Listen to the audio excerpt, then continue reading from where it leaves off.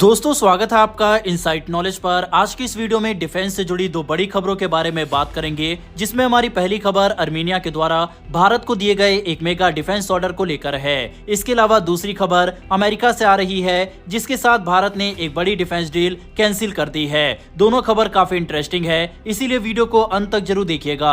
पहले बात करते हैं अर्मीनिया से सामने आई खबर के बारे में। स्क्रीन पर दोस्तों आप द प्रिंट का आर्टिकल देख सकते हैं। ये साल 2024 का आर्टिकल है, जिसमें अजरबैजान के द्वारा भारत से हथियारों की मांग की गई थी, जिसको भारत ने रिजेक्ट कर दिया था। आई नो ये थोड़ा शॉकिंग है, लेकिन अजरबैजान ने पिछले साल भारतीय हथियारों में इंटरेस्ट शो किया था, लेकिन भारत के द्वारा मांग रिजेक्ट करने के बाद अजरबैजान की मीडिया की तरफ से लगातार भारतीय हथियारों को टारगेट किया गया, जिसमें अजरबैजान की मीडिया की तरफ से ये प्रोपेगेंडा फैलाया गया कि भारतीय हथियार खराब हैं, भारत ने जो हथियार अर्मीनिया को दिए हैं वह भी बेअसर है और उससे अर्मीनिया खुश नहीं है। इतना ही नहीं, ऑपरेशन सिंदूर के दौरान आकाश मिसाइल डिफेंस सिस्टम ने दुनिया भर में तारीफ बटोरी, लेकिन तुर्की और अजरबैजान की मीडिया ने भारत के इस डिफेंस सिस्टम पर भी सवाल उठाए। लेकिन अजरबैजान की मीडिया की तरफ से किए जा रहे ये दावे कि अर्मीनिया भारतीय हथियारों से खुश नहीं है, इसका करारा जवाब अब अर्मीनिया ने एक और बड़ी डिफेंस डील साइन करके दिया है। 2023 में भारत की company Kalyani strategic system limited यानी KSSL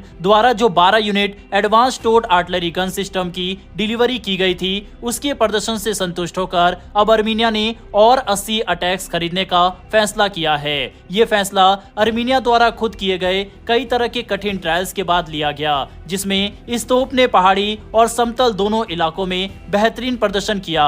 अटैक्स एक आधुनिक 155 mm 52 कैलिबर की टोड हावित्जर तोप है, जिसे भारत की defence research and development organisation यानी DRDO ने भारत फोर्ज और टाटा एडवांस सिस्टम लिमिटेड के साथ मिलकर विकसित किया है। ये तोप लंबी दूरी तक फायर करने की क्षमता रखती है और इसकी रेंज करीब 48 किलोमीटर तक मानी जाती है, वो भी तब जब high explosive based bleed ammunition का इस्तेमाल किया जाए। अर्मीनिया को इन तोपों की सबसे बड़ी खासियत ये लगी कि ये न सिर्फ मजबूत और सटीक है, बल्कि इनकी तैनाती बहुत जल्दी की जा सकती है और इन्हें एक स्थान से दूसरे स्थान पर ले जाना भी काफी आसान है। ये बात खास तौर पर इसलिए महत्वपूर्ण है क्योंकि अर्मीनिया का भूगोल बेहद चुनौतीपूर्ण है। कई इलाके ऊंचाई पर स्थित है और मौसम भी जल्दी बदलता है। ऐसे में एक ऐसी तोप प्रणाली जो किसी भी मौसम और इलाके में आसानी से काम कर सके, अर्मीनिया के लिए एक बड़ी ताकत बन सकती है। इन तोपों के पहले 12 यूनिट को अर्मीनिया ने एक लिमिटेड प्रोडक्शन बैच से खरीदा था।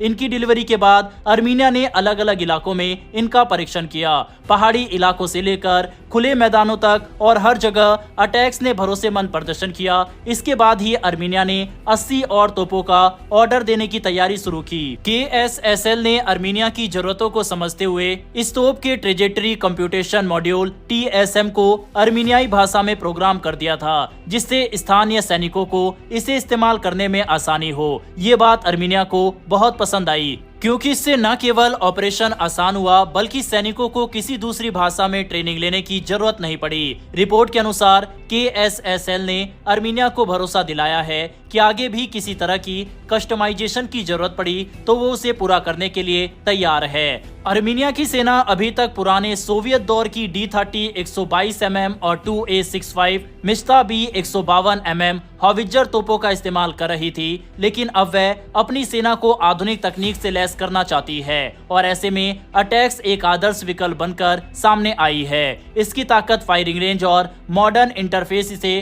पुराने तोपों से कहीं ज्यादा प्रभावशाली बनाते हैं। अर्मीनिया का ये फैसला ऐसे समय पर आया है जब KSSL भारत की सेना के लिए 307 अटैक्स यूनिट के बड़े ऑर्डर को लेकर मेन स्ट्रीम प्रोडक्शन में जुट चुकी है। मार्च 2025 में भारत सरकार ने यह सौदा करीब 27,000 करोड़ रुपए यानी लगभग 830 मिलियन अमेरिकी डॉलर में फाइनल किया था। यह ऑर्डर 60:40 के अनुपात में KSSL और TASL को दिया गया है। इस बड़े पैमाने के ऑर्डर के चलते प्रोडक्शन की लागत कम होगी, जिससे दूसरे देशों के लिए भी अटैक्स खरीदना काफी किफायती हो जाएगा।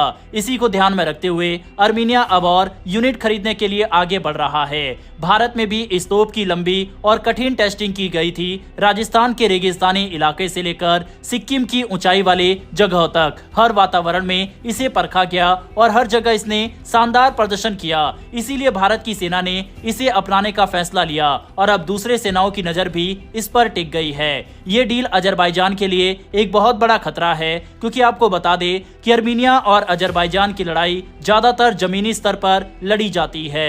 दोनों की वायुसेना इतनी मजबूत नहीं है। इसके अलावा अर्मीनिया एक लैंड लॉक्ड कंट्री है, इसीलिए नेवी की भी जरूरत नहीं है। इसीलिए थल सेना के ऊपर काफी दोनों देश निर्भर करते हैं। ऐसे में टैंक, आर्टिलरी गन, इनका रोल काफी अहम हो जाता है और भारत से 80 एडवांस आर्टिलरी गन खरीदने के बाद अर्मीनिया की सेना काफी मजबूत हो जाएगी। अर्मीनिया और भारत की इस दोस्ती के लिए कमेंट बॉक्स में एक जय हिंद जरूर लिखिएगा। बढ़ते हैं हमारी अगली खबर की तरफ। यह खबर अमेरिका से सामने आई है। अमेरिका के मशहूर स्ट्राइकर आर्मर्ड फाइटिंग व्हीकल यानी AFV को लेकर भारत में हुए हालिया ट्रायल से एक अहम नतीजा सामने आया है। भारत के रक्षा सचिव राजेश कुमार सिंह ने पुष्टि की है कि स्ट्राइकर जो हाल ही में भारत में परीक्षण के लिए लाया गया था, भारतीय सेना की जरूरतों पर खरा नहीं उतरा। उन्होंने स्पष्ट किया कि परीक्षण में आए मॉडल में एम्फीबियस यानी जल थल दोनों में चलने की क्षमता नहीं थी, जो कि भारतीय सेना के व्हील्ड आर्मर्ड प्लेटफॉर्म यानी WHAP प्रोग्राम की एक मुख्य आवश्यकता है। स्ट्राइकर एक 8 पहियों वाला बख्तरबंद वाहन है, जिसे अमेरिका की जनरल डायनेमिक लैंड सिस्टम ने विकसित किया है। ये वाहन अफगानिस्तान और इराक जैसे युद्ध क्षेत्रों में अपनी मजबूती और मॉड्यूलर डिजाइन के लिए जाना जाता है।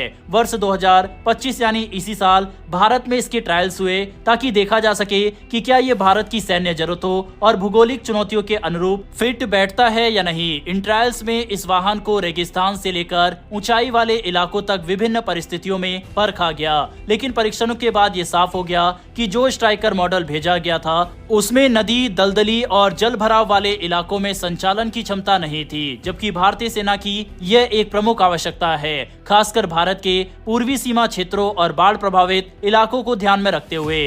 भारतीय सेना का WHAP प्रोग्राम पुराने सोवियत युग के BRDM-2 जैसे प्लेटफॉर्म को बदलने के लिए शुरू किया गया है। ये प्रोग्राम एक ऐसा 8x8 व्हील वाला मॉड्यूलर प्लेटफॉर्म चाहता है, जो न केवल सैनिकों को सुरक्षित रूप से ले जा सके, बल्कि उस पर आधुनिक हथियार तैनात किए जा सके, जैसे कि anti tank missile, remote weapon station आदि। इसके साथ साथ ये वाहन नदी, दलदली जमीन और समुद्री किनारे जैसे इलाकों में भी आसानी से चल सके, ताकि भारत के भिन्न भिन्न इलाकों में इसे तुरंत तैनात किया जा सके। ट्रायल्स के दौरान आए स्ट्राइकर मॉडल में इलेक्ट्रॉनिक सिस्टम, IED से सुरक्षा और भारी हथियार लगे थे, लेकिन उसकी सबसे बड़ी कमी यही रही कि वह जल में चलने में असमर्थ था। हालांकि अमेरिकी सेना के पास कुछ ऐसे प्रोटोटाइप मौजूद है जिनमें एम्फीबियस क्षमता है, जैसे कि टेरेक्स इन्फेंट्री कैरियर व्हीकल, जिसे भविष्य में भारत में पेश किया जा सकता है। भारत में इस डील की एक और अहम बात यह थी कि ये प्रस्तावित सौदा $1 बिलियन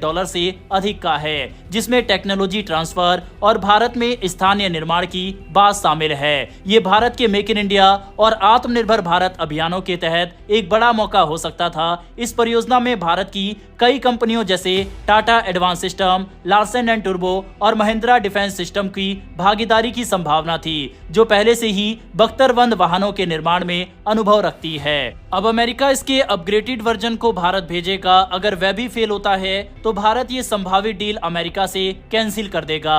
अक्सर दोस्तों हमारे मेन स्ट्रीम मीडिया में डिफेंस और वर्ल्ड अफेयर से जुड़ी ऐसी खबरों को कम ही दिखाया जाता है, लेकिन अगर आपको ऐसे टॉपिक में इंटरेस्ट है तो नीचे दिए गए सब्सक्राइब बटन को प्रेस कर बेल आइकन को दबा ले, जिससे हमारी डेली ऐसी वीडियो आप तक सबसे पहले पहुंच सके। फिर मिलेंगे ऐसी एक नई वीडियो के साथ। धन्यवाद। जय हिंद, जय भारत।